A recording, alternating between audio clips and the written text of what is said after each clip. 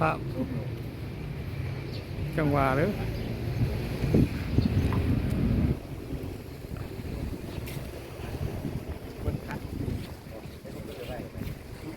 คนทันเอาไปนั่งรถทางรถจะไปนะ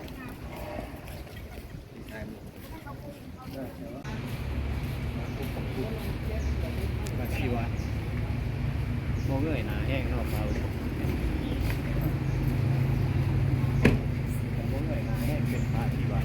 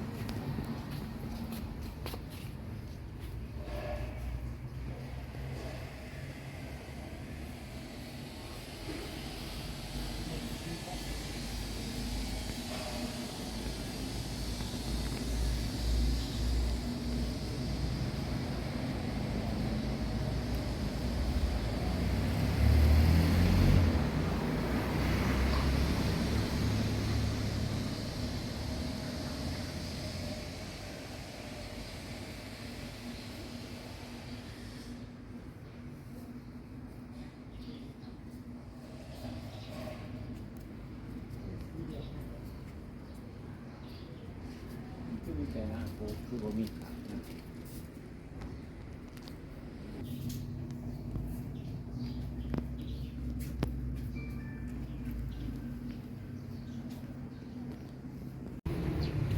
ครับจังหวะหรือ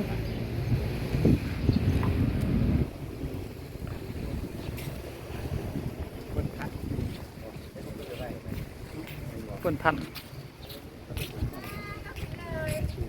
เอาไปนั่งรถทางรถจะไปนะ